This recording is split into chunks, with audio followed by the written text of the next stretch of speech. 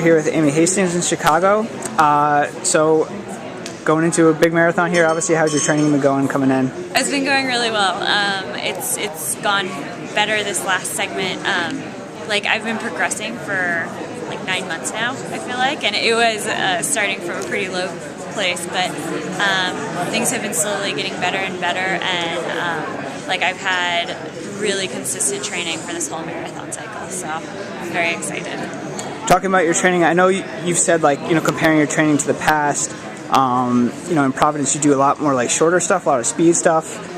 So how is that, do you feel more prepared now coming into this than maybe in the marathon in the past? Like, I think you mentioned like you do a lot of 2-mile reps. Like, what kind of pace are you doing those at? That's a big thing that was different, I'd say. I'd say that's more like half marathon type workout, not necessarily speed. So we do those a lot faster. It's usually like 10K PR pace, kind of. And I wasn't used to doing that many 2-mile intervals for that fast. So now that I have a grasp on those, I feel like it's really going to translate over to the marathon. Can you give me like an example workout? Are you allowed to share that? Like as far as 5 by 2 mile or 3 by 2 mile or whatever at whatever pace? We do, yeah, like 5 by 2 mile, 4 by 2 mile more, at around like low 5-minute pace. Okay. And you have to fit it.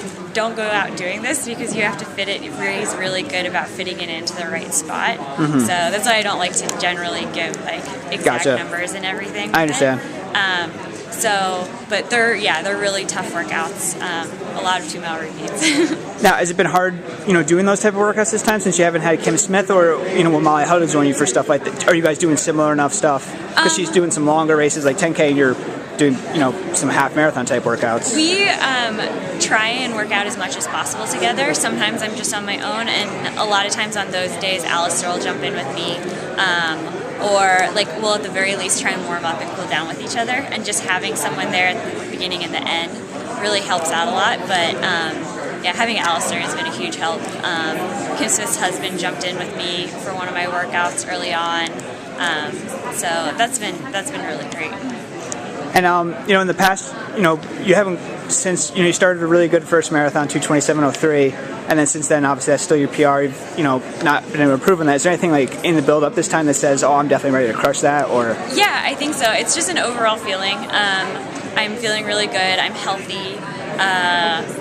Everything has been really consistent, which is actually what I take. Like, I don't look at any one workout and say like, "Oh, that's it. That shows that I can do this." It's just consistency.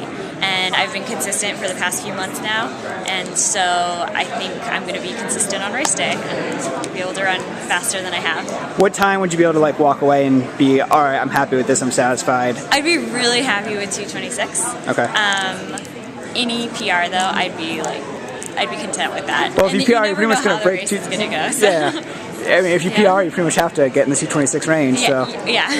And so, you're going in your race plan. Obviously, the top, women will probably go out at 2:18 or 2:19 pace. I'm probably going to try to hang back in the second group, or do you have a kind of a strategy? I'm definitely not going to go at 2:18, 2:19 pace. So I will be in that second group and try and kind of build into the last half. All right. Well, great, and good luck on Sunday. Thank you.